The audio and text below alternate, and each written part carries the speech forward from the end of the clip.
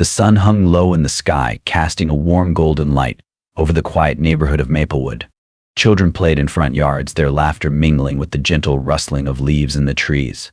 Simone, a black woman in her late 30s, sat in her cozy living room, feeling the excitement of the day wash over her. She was pregnant with her first child, and every little kick in her belly filled her with joy. Today was a special day. She had a doctor's appointment to check on her baby's health, and she couldn't wait to hear the heartbeat. As she gathered her things, her phone buzzed with a message from her brother Malik. "Hey sis, can't wait to see my little niece or nephew. Good luck at the appointment." His support always made her smile. "Thanks, Malik," Simone replied, feeling a warmth in her heart. She grabbed her bag, her favorite water bottle, and headed out the door, taking a deep breath of the fresh air. The sun felt good on her skin, and she loved the way the neighborhood looked in the golden light. Simone climbed into her car, adjusting the seat to make herself comfortable. She put on her favorite playlist, filled with soothing melodies, and began to drive toward the clinic. The streets were busy but familiar. She felt a sense of peace wash over her, excited about the little life growing inside her. But as Simone turned onto Main Street, everything changed. In her rear-view mirror, she noticed flashing lights, blue and red, swirling like angry bees. Her heart dropped. "Oh no, not now," she muttered to herself. Glancing at the speedometer, she hadn't been speeding, but she knew how unpredictable police officers could be. She pulled over to the side of the road, her palms sweating as she turned off the music. "Just stay calm," she told herself. "It's probably nothing." But her stomach twisted with nerves as she watched a white police officer approach her car. Officer Clark was a man in his 40s with a stern face and an air of authority that made Simone uneasy. He walked with purpose, his eyes locked on her, and Simone felt a wave of anxiety wash over her. "License and registration," he barked before even greeting her. Simone swallowed hard, her throat dry.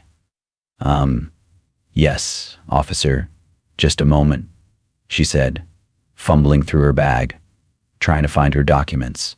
"I'm just heading to a doctor's appointment," she explained, hoping to ease the tension.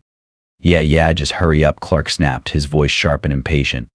Simone's heart raced as she finally found her license and registration. She handed them over, her hands trembling slightly. "I'm sorry if I did something wrong," she said, trying to sound calm. Clark glanced at the documents, then back at her with a look of disdain. "You people always think you can do whatever you want," he sneered, his words cutting through the air like a knife. "What do you mean by you people?" Simone asked, her voice shaking with disbelief. "Just get out of the car," he ordered, ignoring her question. Simone felt a cold chill run down her spine. "Please, I'm pregnant. I haven't done anything wrong. I just want to get to my appointment," she pleaded, her voice tinged with desperation. "Out, now," Clark shouted, his hand moving to his belt as if he was ready to escalate the situation. Simone's heart raced. She had seen stories of police brutality on the news and didn't want to be another victim. "Please. I can't." "Get out of the car," he screamed, his face twisting with anger. Simone opened the door slowly, trying to keep her composure. She stepped out, feeling exposed and vulnerable. "What's going on?" she asked, confusion mingling with fear. Officer Clark took a step closer, towering over her. "No, Simone started, but he cut her off with a shove, pushing her back against her car. "You're going to learn some respect today," he growled, his anger boiling over. "Please, I'm pregnant," she cried, feeling tears prick at her eyes. "You can't do this." But Clark was relentless. "You think you can play the victim? You're just another troublemaker." He pushed her again, this time harder, and Simone stumbled, fear gripping her heart. The sound of her car door slamming echoed in the street, drawing the attention of onlookers. Some stopped to watch, their eyes wide with shock. "What's happening?" one woman whispered to her friend, both unsure of how to react. Simone's mind raced. She had done nothing wrong. Yet here she was, facing the wrath of an angry officer. "Why are you treating me like this?" she shouted, her voice trembling but filled with determination. "I haven't done anything wrong." "Shut up," Clark snapped, shoving her again. This time Simone fell to the ground, pain shooting through her body. She felt the tears streaming down her face, fear and anger bubbling inside her. The crowd began to murmur, a mix of disbelief and concern. "This isn't right," a man called out. Someone should help her. But Clark turned to the crowd, waving his hand dismissively. Back off. This is none of your business. His tone was harsh, but the tide was beginning to turn. People were stepping forward, their voices rising in protest. Leave her alone. She's pregnant. A woman shouted, anger boiling in her voice. Simone looked up at the crowd, feeling a flicker of hope amidst her despair. Maybe she wasn't alone after all.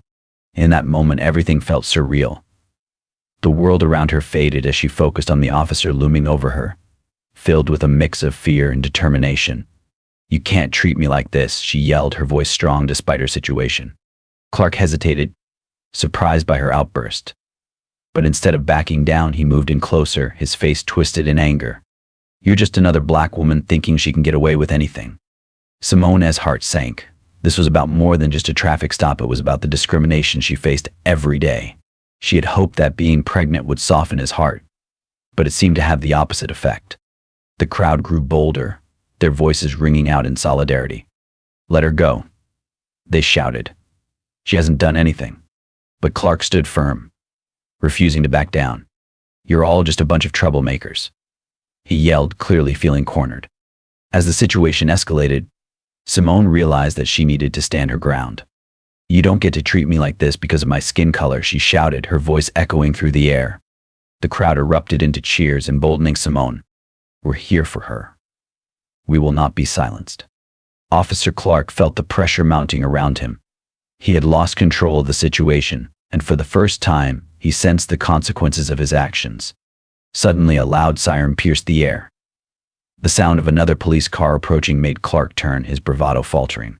Reinforcements were arriving, and he realized he might not be able to escape the backlash of his actions. As the second police car pulled up, Simone took a deep breath, feeling the strength of the crowd behind her. She knew she was fighting not just for herself, but for everyone who had faced discrimination and injustice. Back off, Clark, one of the new officers shouted as he stepped out of the car. What the hell is going on here?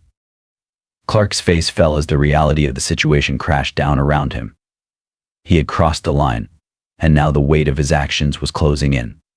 Simone looked at the new officer, her heart racing. Please, I'm just trying to get my doctor's appointment. I didn't do anything wrong. The new officer nodded, his expression serious. Let her go, Clark. You're in the wrong here. The crowd erupted into cheers once again, the sound filling Simone with hope. She had stood up against injustice, and maybe, just maybe, she would be heard. As Clark stepped back, anger and frustration bubbling inside him, Simone took a deep breath, feeling the adrenaline coursing through her veins. She had fought back, and she wouldn't let fear silence her anymore. But the road ahead was uncertain. The fight against discrimination was far from over, and Simone knew she had a long way to go. But in that moment, she felt empowered, ready to face whatever came next. The sun rose slowly over the town, bringing a new day filled with uncertainty. Simone was still unconscious in the hospital, and her family was anxiously waiting for news. They gathered in a small room, sitting quietly together, holding hands as if to share strength. The air was thick with tension, each tick of the clock echoing in their minds. Malik glanced at Xavier, worry etched on his face. I can't believe this happened. She was just driving to a doctor's appointment. I know, Xavier replied, his voice shaky. And that officer, he shouldn't have done that. We need to make sure everyone knows what he did. In the hallway, the atmosphere buzzed with energy as friends and community members arrived to support Simone's family. They whispered among themselves, their expressions a mix of concern and anger. News of the shooting had spread like wildfire, and people were coming together to fight for justice. A nurse stepped into the waiting room, her expression serious. I'm sorry to interrupt, but I need to speak with Simone's family. Everyone's head snapped in her direction. Is she okay? Malik asked, his heart racing. The nurse took a deep breath. She's stable now, but it's too soon to know if she'll have any long-term effects. She's still unconscious, but her family can go in to see her for a few minutes. Relief washed over Malik, but it was quickly followed by dread. Thank you, he said. And the nurse led them down the hallway. As they approached Simone's room, Malik felt his heart pounding in his chest. What if she doesn't wake up? What if she can't hear us? Xavier placed a reassuring hand on his shoulder. She's strong. We'll be here for her. She has to know we're fighting for her. When they entered the room, Simone lay still on the hospital bed, surrounded by machines beeping softly. Her face was bruised and pale, and an oxygen mask covered her mouth. The sight broke Malik's heart. He moved closer, gently taking her hand. "Simone, it's me, Malik. We're here." Xavier stood at the foot of the bed, tears in his eyes. "Please wake up, Simone. We need you." Malik squeezed her hand tightly, willing her to feel his presence. "We love you. You're going to be okay. Just keep fighting." Suddenly, a reporter burst into the room, notebook in hand. "Excuse me, can I ask you a few questions about the incident?" "Not now," Xavier shouted, anger flaring. "My fiancée is in here fighting for her life, and you want to ask questions?" The reporter hesitated, then backed away. "I'm sorry, I didn't mean to intrude." As they settled into their vigil, Malak glanced at the door, worry creeping back in. "What's going to happen next?" "We need to do something about that officer." "I'll handle it," Xavier said firmly. "We need to make sure he's held accountable. He can't just get away with this." After a few long hours, a doctor entered the room, his expression serious. "I'm Dr. Reynolds. I wanted to give you an update on Simone's condition." Everyone turned their attention to him, hearts racing. "She's stable, but we're monitoring her closely. The next 48 hours will be crucial." "Will she wake up?" Malak asked, his voice trembling. "It's hard to say," Dr. Reynolds replied. "We'll keep you informed. And you can talk to her. Sometimes hearing a loved one's voice can help." After the doctor left, Malik and Xavier stayed by Simone's side, sharing stories about the baby and their hopes for the future. Outside, the community rallied louder than ever. Protests erupted, signs filled the streets, and calls for justice echoed across the town. "We need to be there," Malik said one night. "Simone would want us to stand with them." The next day, they joined the protest, holding a Justice for Simone sign. The crowd's energy was powerful, their chants defiant. Later, back at the hospital, Malik leaned in close to Simone. "The whole city is with you," he whispered. Just then, Simone's fingers moved. Her eyes fluttered open. "Malik," she said weakly. "I'm here," he replied, emotional. "You're safe now." "What happened?" she asked, fear in her voice. "You were shot, but you made it," Xavier said gently. "And the baby's okay." Simone's eyes filled with tears. "I'm scared." "You're not alone," Malik said, squeezing her hand. "We're all fighting for you." As days passed, Simone regained strength. Encouraged by the support around her, she decided to speak out. "I didn't ask for this," she said, "but I won't let them forget. I want my voice heard." Malik nodded. "We'll help you." Her recovery inspired many. As she prepared to speak publicly for the first time, the community waited. At the rally, standing beside her family, Simone faced the crowd with courage. She took a deep breath, heart steady, voice strong. The people cheered not just for her, but for the fight she now led. Justice was no longer a hope. It was a mission. News of Simone's shooting spread quickly, sparking shock, anger, and confusion across the community. How could a pregnant woman be shot just for driving? Footage of Simone being taken away in an ambulance flooded the media, while friends and family gathered at the hospital, deeply worried. Simone lay unconscious, fighting for her life. Her family kept vigil at her bedside. Malik paced anxiously. "She was just going to a doctor's appointment," he muttered. Xavier, pale with worry, tried to stay calm. "She'll need us when she wakes up." A doctor pulled them aside with an update. "Simone is stable but seriously injured," he said. "The baby's okay for now, but we're monitoring both closely. There's no guarantee." Malik fought back tears. "She has to make it." "It's a waiting game," the doctor warned gently. Frustrated and overwhelmed, Malik turned to Xavier. "We can't just sit here. People need to know what happened." Xavier agreed. "We won't let them forget. Clark must be held accountable." They got to work printing flyers, posting online, organizing a rally to demand justice. By the time the day arrived, the town square was filled with signs, chants, and raw determination. Malik and Xavier stood in front, ready to speak out not just for Simone, but for every voice silenced by injustice. "Thank you all for coming," Malik said into the mic. "We're here to honor Simone and demand justice. No one should be shot for simply driving." The crowd roared, chanting justice for Simone, as signs waved high. Speaker after speaker shared stories of discrimination, each one strengthening the call for change. "I believe in change," one woman said. "It's time to hold power accountable." As candles lit the square at sunset, Xavier stepped forward. Simone's story matters. We won't let it be silenced. The crowd applauded, united in purpose. On the drive home, Malik turned to Xavier. We did something today. We did, Xavier replied, but we have to keep going. Malik nodded. This is just the start. We'll keep fighting for Simone and for everyone like her. Meanwhile, Simone remained in the hospital, healing slowly but steadily. Outside, the community's voice grew louder. The fight for justice was just beginning. One evening, Simone sat up for the first time. Her eyes were steady. Malik and Xavier sat beside her. I want to press charges, she said softly. He can't get away with this. Malik leaned in. We're ready. But once this starts, the world will know. Simone looked ahead, calm and firm. Good. It's time they know who I am. I haven't told the public yet, she continued. But it's time. I'm not just a black woman who was harassed and assaulted. I'm the governor of this state, and I'm not staying silent. Malik and Xavier stared at her in stunned silence for a moment before breaking into proud, almost emotional smiles. We'll make sure they hear it, Xavier said. Loud and clear. The next morning, a press conference was announced. Media vans crowded outside the hospital, camera crews jockeying for position. Protesters gathered, some holding signs that read, "We stand with Simone," while others simply chanted for justice. The energy was electric. Then, the doors opened. Simone, dressed simply but dignified, appeared in a wheelchair flanked by Malik, Xavier, and her mother.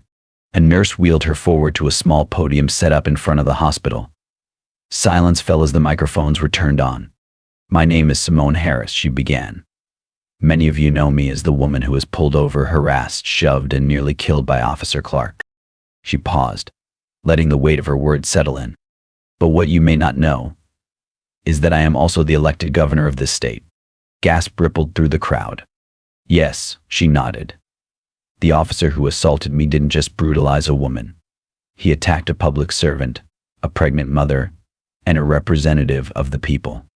But even if I weren't a governor, what he did would still be inexcusable. Flashes from the cameras erupted like fireworks. The moment had arrived. I am filing a civil lawsuit against Officer Clark for assault, battery, and attempted manslaughter. And I am also working with the state attorney general to ensure criminal charges are brought against him to the fullest extent of the law. Cheers burst from the crowd. Reporters shouted questions, but Simone held up a hand. This isn't just about me, it's about every person who's been silenced, ignored, or mistreated because of the color of their skin. That ends now. We will fight this legally, publicly, and unapologetically. The backlash against Officer Clark was immediate and swift. Within 24 hours of Simone's announcement, the police department placed him on unpaid leave. Public outrage grew louder as news outlets ran footage of the incident and compared it with the body cam evidence. Clark's record was brought under scrutiny. 2 previous complaints, once buried, were now headline news. Calls for his arrest came from activists, lawmakers, and ordinary citizens alike. Then, just 1 week later, came the breaking news. Officer Clark officially charged with assault and reckless endangerment. Malik read the headline aloud in the hospital room. And for the first time in days, Simone smiled, not from relief, but from knowing the system was finally being forced to act. The courtroom was packed during Clark's arraignment. Simone, now able to walk slowly with support, appeared in person. Her presence spoke volumes. When the judge read the charges, Clark's eyes dropped. His attorney tried to argue that it was a misunderstanding, that the officer feared for his safety. But the prosecution countered with damning video evidence, Simone's clean driving record, and witness statements from multiple bystanders. The trial moved swiftly. By the time the verdict came, the air in the courtroom was thick with anticipation. Guilty on all counts. A wave of emotion swept through Simone's family and supporters. Justice had not erased the trauma, but it had spoken. Simone returned to her duties as governor, but something had changed. Her voice was stronger, her gaze firmer. She introduced legislation called the Harris Accountability Act, which included independent police oversight, body cam enforcement, and protections for pregnant individuals during police encounters. She traveled the state, speaking not just as a survivor, but as a leader. Her story inspired new conversations in homes, schools, and government offices. And across the nation, people knew her name not just for what she endured, but for how she stood up. Because Simone Harris wasn't just a victim. She was a force of justice, and she made sure no one would ever forget it. This story raises a powerful question. How can a pregnant woman, completely innocent, become a target simply because of the color of her skin? It breaks our hearts, but it also reveals the strength of unity and the courage it takes to confront injustice. The deepest lesson we can take from this is the need to recognize and speak out against what is wrong. Justice does not come from silence. When one person dares to stand up, they not only protect themselves but also pave the way for others to be seen and heard. And what about you? How did this story make you feel? What part stirred your heart, angered you, or inspired you? Share your thoughts in the comments. Every voice matters, and yours could be part of the change. As for me, this is more than just a personal story.